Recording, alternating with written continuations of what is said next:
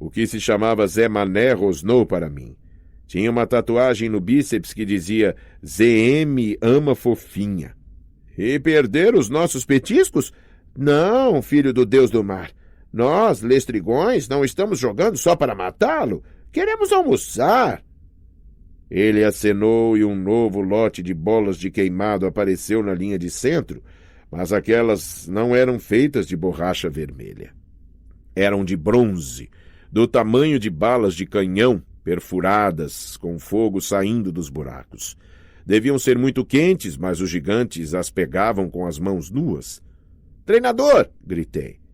Nunley ergueu os olhos sonolento, mas se viu algo de anormal no jogo de queimado, não demonstrou. Esse é o problema com os mortais.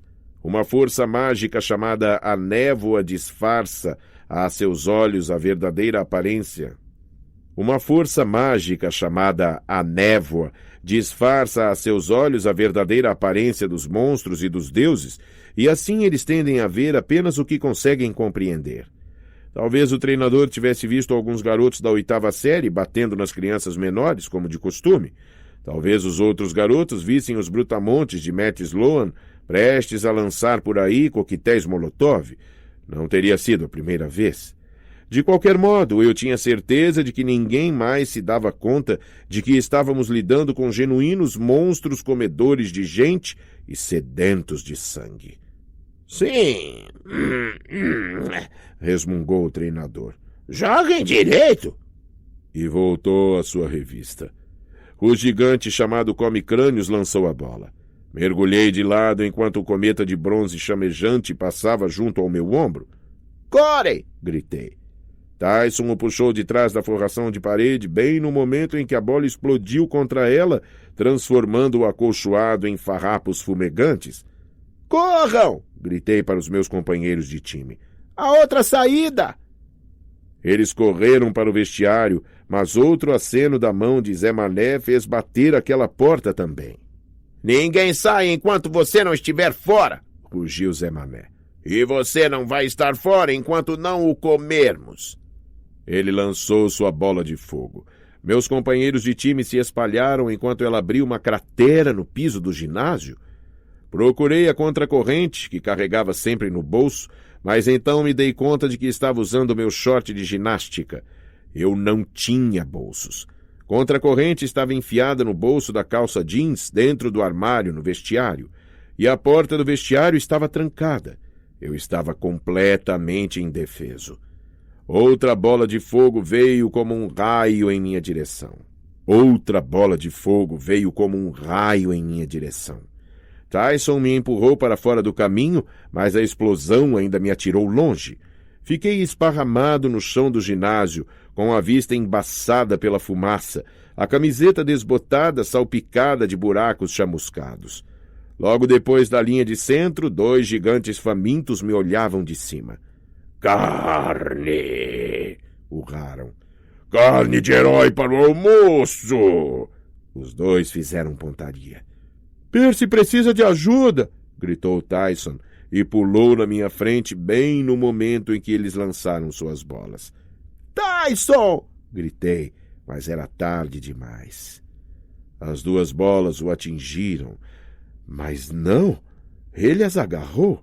De algum modo, Tyson, que era tão desajeitado que estava sempre derrubando equipamentos do laboratório e quebrando estruturas do playground, tinha agarrado as 2 bolas chamejantes de metal que vinham em sua direção a 1 zilhão de quilômetros por hora. Ele as atirou de volta para seus donos, surpresos, que gritaram "Ui!" quando as esferas de bronze explodiram contra seus peitos.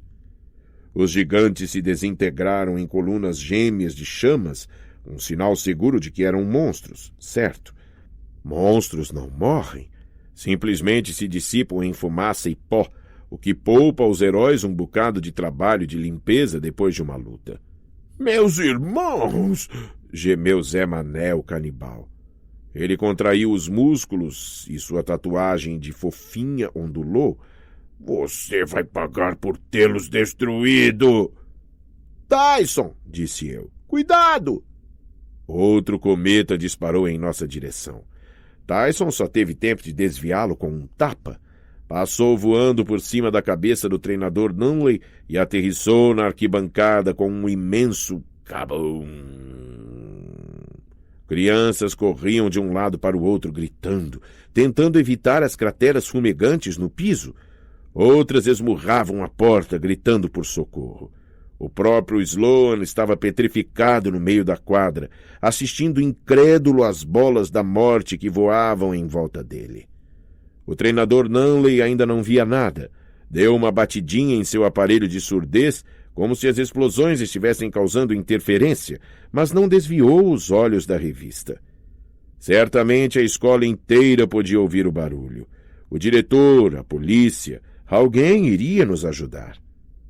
A vitória será nossa! Rugiu Zé Mané, o canibal. Vamos nos banquetear com seus ossos! Quis dizer-lhe que estava levando o jogo de queimado muito a sério, mas antes que pudesse fazer isso, ele lançou mais uma bola. Os outros 3 gigantes fizeram o mesmo. Sabia que estávamos mortos. Tyson não poderia desviar todas aquelas bolas ao mesmo tempo. Suas mãos deviam estar com queimaduras sérias por ter bloqueado a primeira saraivada. Sem a minha espada. Tive uma ideia maluca. Corri em direção ao vestiário. Saiam da frente, disse a meu time. Saiam da porta. Explosões atrás de mim. Tyson rebatera 2 das bolas a seus donos e os fizera explodir em cinzas. Restavam 2 gigantes em pé. Uma terceira bola veio voando diretamente para mim.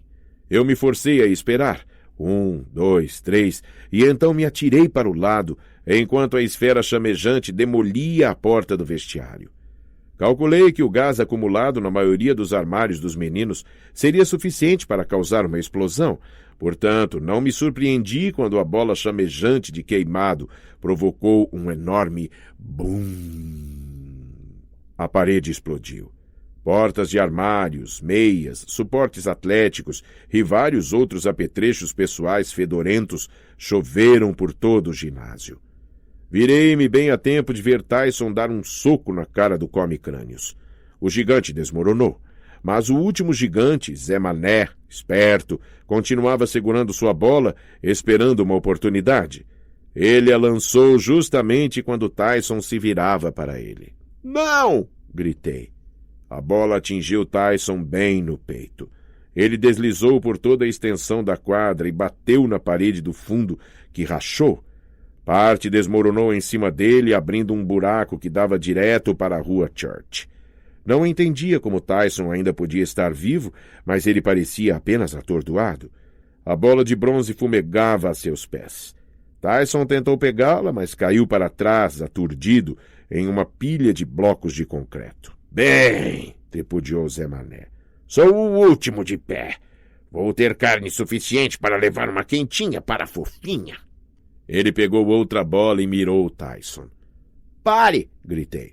É a mim que você quer. O gigante arreganhou um sorriso. Quer morrer primeiro, heróizinho? Eu precisava fazer alguma coisa. Contra-corrente devia estar por ali, em algum lugar. Então avistei meu jeans em uma pilha fumegante de roupas bem aos pés do gigante. Se eu ao menos conseguisse chegar lá, sabia que era inútil, mas investi. O gigante riu. Meu almoço se aproxima.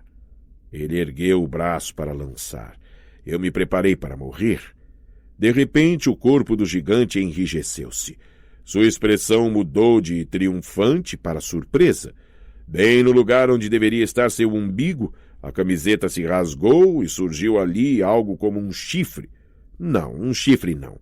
A ponta brilhante de uma lâmina. Ui!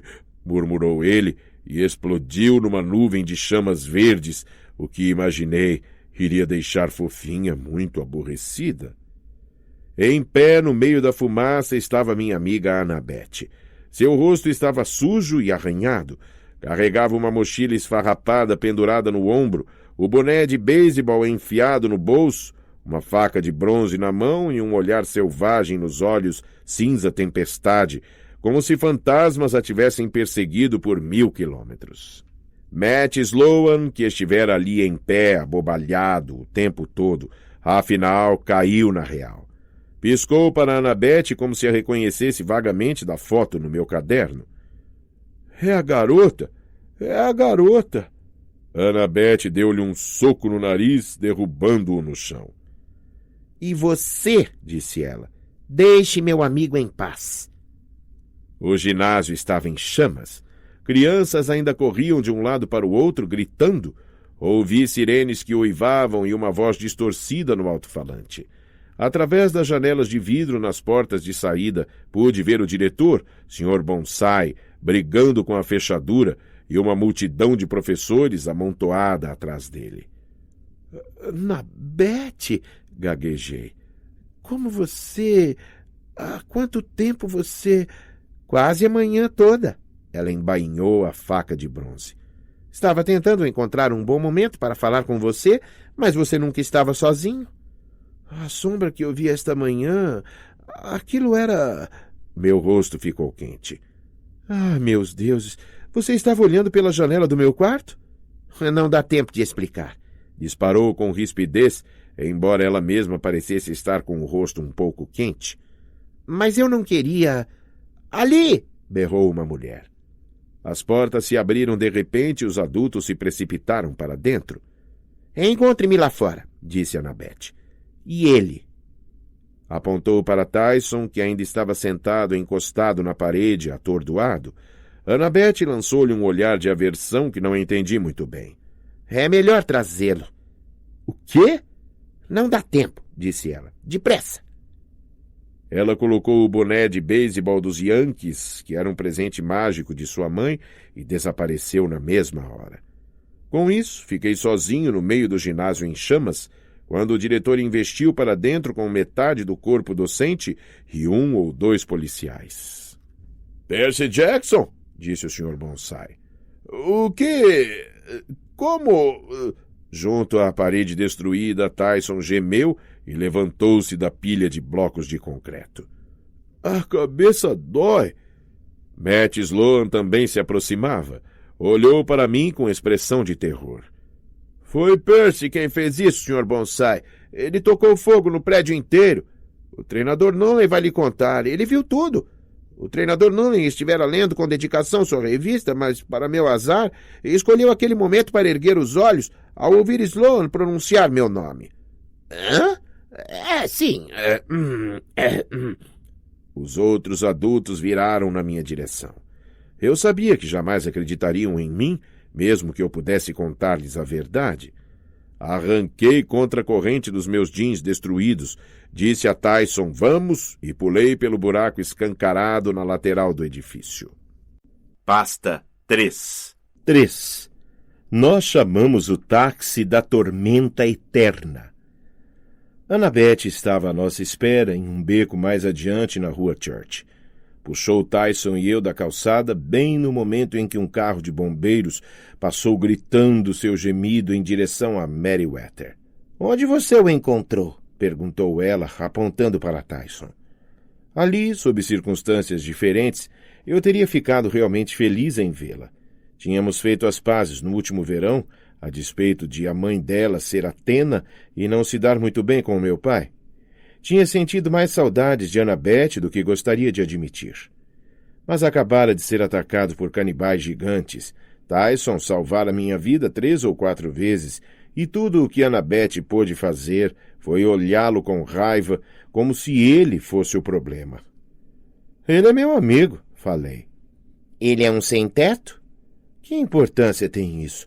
Ele consegue ouvir, sabe? Por que não pergunta a ele? Ela pareceu surpresa. Ele sabe falar? Eu falo, admitiu Tyson. Você é bonita. Ah, grosso. Annabeth recuou um passo, afastando-se dele. Não podia acreditar que ela estivesse sendo tão mal educada. Examinei as mãos de Tyson, que, eu tinha certeza, deviam estar muito machucadas por causa das bolas de fogo, mas pareciam ótimas, imundas e marcadas por cicatrizes sujas do tamanho de batatinhas chips, mas elas sempre foram assim. Tyson, falei incrédulo, suas mãos não estão queimadas. É claro que não, resmungou Annabeth. Estou surpresa com a coragem dos lestrigões, atacando-o com ele por perto. Tyson parecia fascinado com o cabelo loiro de Annabeth. Tentou tocá-lo, mas ela afastou sua mão com um tapa. Annabeth, disse eu, do que você está falando? O quê? Lestrigões, os monstros no ginásio. São uma raça de gigantes canibais que vivem no extremo norte. Ulisses topou com eles uma vez, mas eu nunca os vira tão ao sul como em Nova York. Não consigo nem pronunciar isso. Como você os chamaria em inglês? Ela pensou por um momento. Canadenses, concluiu. Agora venha, temos de sair daqui. A polícia virá atrás de mim. Esse é o menor dos problemas, disse ela. Você andou tendo sonhos? Os sonhos com Groover? O rosto dela empalideceu. Groover? Não, o que há com Groover? Contei-lhe o sonho. Por quê? O que você andou sonhando? Os olhos dela pareciam tempestuosos, como se a mente estivesse correndo a 1 milhão de quilômetros por hora. O acampamento, disse ela afinal. Um problemão no acampamento. Minha mãe disse a mesma coisa. Mas que tipo de problema? Não sei exatamente. Há algo errado. Temos de ir para lá agora mesmo. Monstros me perseguiram pelo caminho todo, desde a Virgínia, tentando me deter. Você também sofreu uma porção de ataques? Sacudi a cabeça. Nenhum, o ano todo, até hoje. Nenhum? Mas como... Os olhos dela recaíram sobre Tyson. O que quer dizer, Tyson ergueu a mão como se ainda estivesse na sala de aula.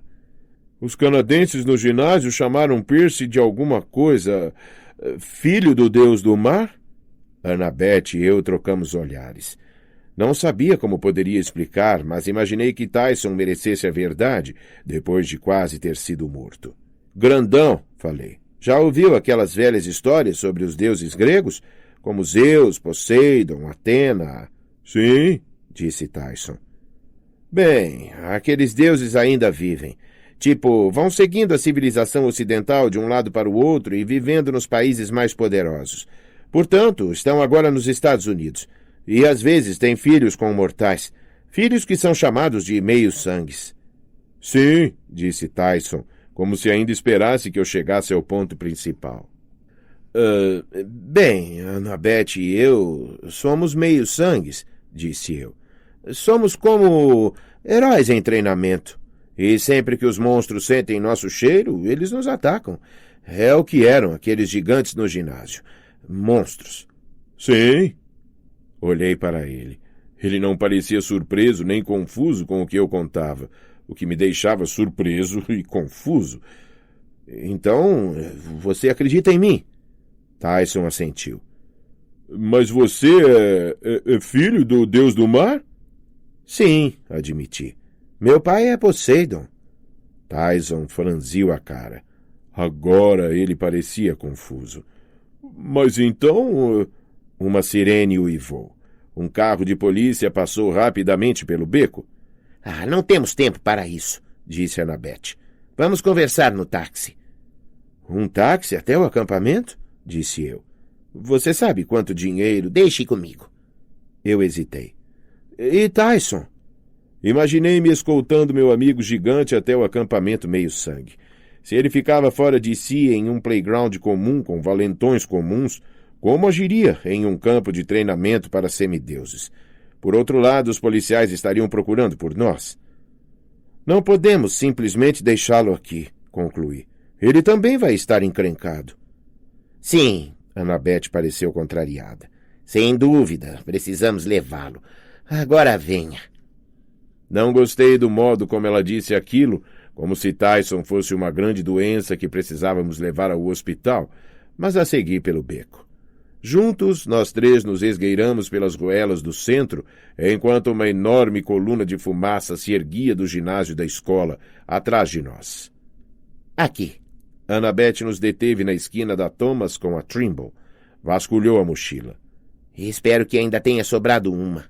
Ela parecia ainda pior do que eu percebera no início. Tinha um corte no queixo. Havia gravetos e grama embaraçados em seu rabo de cavalo, como se tivesse dormido várias noites ao relento. Os rasgos nas barras da calça jeans pareciam ter sido feitos por garras. — O que está procurando? Perguntei. As sirenes urravam à nossa volta. Calculei que não levaria muito tempo até que passassem mais policiais procurando delinquentes juvenis bombardeadores de ginásios. Sem dúvida, àquela altura, Matt Sloan já teria dado um depoimento. Ele provavelmente deturpara a história para que Tyson e eu fôssemos os canibais sedentos de sangue. Encontrei uma, graças aos deuses. Annabeth tirou da mochila uma moeda de ouro que reconheci como um dracma, a moeda corrente do Monte Olimpo. Tinha a efígie de Zeus gravada de um lado e o edifício Empire State do outro. Annabeth, falei, os taxistas de Nova York não vão aceitar isso. State, gritou ela em grego antigo. O arma diabolês. Como de costume, no momento em que ela falou na língua do Olimpo, eu de algum modo entendi. Ela disse, pare, carruagem da danação. Aquilo não me deixou lá muito empolgado com seu plano, fosse qual fosse. Ela atirou a moeda na rua, mas em vez de cair ruidosamente no asfalto, o dracma afundou e desapareceu. Por um momento, nada aconteceu. Então, bem no lugar onde a moeda tinha caído, o asfalto escureceu. Fundiu-se em uma poça retangular mais ou menos do tamanho de uma vaga de estacionamento, borbulhando um líquido vermelho como sangue. Então um carro irrompeu daquele lodo. Era um táxi, sem dúvida, porém, diferentemente de qualquer outro táxi de Nova York, não era amarelo. Era cinza escuro. Quer dizer, parecia feito de fumaça, como se fosse possível atravessá-lo andando. Havia palavras impressas na porta, algo como Mazir Zendstina, mas a dislexia tornou difícil para mim decifrar o que estava escrito. A janela do passageiro desceu e uma velha pôs a cabeça para fora. Tinha um tufo de cabelos grisalhos cobrindo os olhos e falou de um jeito estranho e murmurante, como se tivesse acabado de tomar uma injeção de anestésico. Passagem, passagem. 3 para o acampamento meio-sangue, disse Annabeth. Ela abriu a porta traseira do táxi e acenou para que eu entrasse, como se aquilo tudo fosse a coisa mais normal do mundo. Cruzes, guinchou a velha. Não levamos a espécie dele. Ela apontou um dedo ossudo para Tyson. O que era aquilo? Dia da perseguição aos garotos grandes e feios? Eu pago a mais, prometeu Annabeth. Mais 3 dracmas quando chegarmos. Ah, feito! Berrou a mulher. Entrei no táxi com relutância. Tyson se espremeu no meio. Annabeth se arrastou para dentro por último. O interior também era cinza escuro, mas parecia bastante sólido. O assento era rachado e irregular. Não muito diferente dos da maioria dos táxis. Não havia divisória nos separando da velha ao volante. Espere um minuto. Não havia apenas uma velha. Havia 3, todas amontoadas no assento dianteiro, cada qual com cabelos pegajosos cobrindo os olhos, mãos ossudas e um vestido de tecido grosso cor de carvão. A que estava na direção disse: Long Island, bandeira 2. Ha! Ela pisou fundo o acelerador e minha cabeça foi de encontro ao encosto. Uma voz gravada veio do alto-falante. Olá, aqui é Ganimedes, sommelier de Zeus. E quando saio para comprar vinho para o Senhor dos Céus, sempre ponho o cinto de segurança. Olhei para baixo e encontrei uma corrente grande e preta no lugar do cinto. Concluí que não estava assim tão desesperado ainda. O táxi disparou e virou na esquina da West Broadway, e a velha cinzenta sentada no meio guinchou. Cuidado! Vá para a esquerda! Bem, se você tivesse me dado o olho, Tempestade, eu poderia ver isso. Queixou-se a motorista. Espere um minuto. Dar a ela o olho? Não tive tempo de fazer perguntas porque a motorista guinou para desviar-se de um caminhão de entregas, passou por cima do meio-fio com um tranco de fazer bater os dentes e entrou voando no quarteirão seguinte. Vespa! Disse a terceira mulher à motorista. Passe para mim a moeda da menina. Quero mordê-la. Você mordeu da última vez, Ira, disse a motorista, cujo nome devia ser Vespa. É a minha vez. Não é, gritou a que se chamava Ira. A do meio, Tempestade, berrou. Sinal vermelho! Freie! Berrou Ira. Em vez disso, Vespa pisou fundo e subiu no meio-fio, cantando os pneus em outra esquina e derrubando uma máquina de vender jornais. Ela deixou meu estômago para trás em algum lugar da rua Broome. Desculpe-me, falei, mas você enxerga? Não, gritou Vespa de trás do volante. Não, gritou Tempestade do meio. É claro, gritou Ira da janela do passageiro. Olhei para Annabeth. Elas são cegas? Não totalmente, disse Annabeth. Tem um olho. Um olho? Sim. Cada uma? Não, um olho ao todo. Ao meu lado, Tyson gemeu e se agarrou ao assento. Não estou me sentindo muito bem. Ai, céus, disse eu, pois já tinha visto Tyson ficar enjoado no carro em excursões da escola, e aquilo não era algo que a gente quisesse ver a menos de 15 metros de distância. Aguente firme, grandão. Alguém tem um saco de lixo ou coisa assim? As 3 senhoras cinzentas estavam muito ocupadas, discutindo, para prestar atenção em mim. Virei-me para Annabeth, que continuava concentrada como quem corre risco de vida, e dei-lhe uma olhada do tipo, por que você fez isso comigo? Ei, disse ela, o táxi das Irmãs Cinzentas é o meio mais rápido de chegar ao acampamento. Então, por que você não veio nele da Virgínia? Fica fora da área de prestação de serviços delas, disse ela, como se aquilo fosse óbvio. Elas só trabalham na Grande Nova York e na vizinhança. Já tivemos gente famosa neste táxi, exclamou Ira. Jazão, lembram-se dele? Ai, não quero nem lembrar, lamuriou-se Vespa. E nós não tínhamos um táxi naquele tempo, sua morcega velha. Aquilo foi há 3.000 anos. Ah, me deu dente. Ira tentou agarrá-lo na boca de Vespa, mas Vespa afastou a mão dela com um tapa. Só se Tempestade me der o olho. Não, guinchou Tempestade. Você o usou ontem. Ah, mas estou dirigindo, sua velha bruxa. Ah, desculpas. Vire, era a sua entrada. Vespa entrou com violência na rua Delancey, espremendo-me entre Tyson e a porta. Pisou o acelerador e disparamos pela ponte Williamsburg a 80 km por hora. As 3 irmãs estavam agora brigando mesmo, estapeando-se, enquanto Ira tentava agarrar a cara de Vespa e Vespa tentava agarrar a de Tempestade. Com os cabelos esvoaçando e a boca aberta, berrando uma com a outra, percebi que nenhuma das irmãs tinha dentes, com exceção de Vespa, que tinha um incisivo amarelo embolorado. Em vez de olhos, elas tinham apenas pálpebras fechadas e afundadas, com exceção de Ira, que tinha um olho verde injetado, que olhava para tudo avidamente, como se nada que visse fosse o bastante. Por fim, Ira, que tinha a vantagem da visão, conseguiu arrancar o dente da boca da irmã Vespa. Isso a deixou tão furiosa que ela deu uma guinada para a beirada da ponte Williamsburg, gritando, Devolva! Devolva!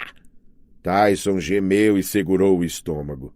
A quem interessar possa, falei. Nós vamos morrer. Não se preocupe, disse Annabeth, parecendo muito preocupada. As Irmãs Cinzentas sabem o que estão fazendo. Elas são muito sábias mesmo. Aquilo veio da filha de Atena, mas não me senti exatamente reconfortado. Estávamos derrapando ao longo da beira de uma ponte 40 metros acima do rio East. Sim, sábias. Ira arreganhou um sorriso ao retrovisor, mostrando o dente recém-adquirido. A gente sabe das coisas. Todas as ruas de Manhattan. Vangloriou-se Vespa, ainda batendo na irmã. A capital do Nepal. O lugar que você procura, acrescentou Tempestade. Imediatamente as irmãs a socaram, uma de cada lado, gritando. Quieta, quieta! Ele ainda nem perguntou!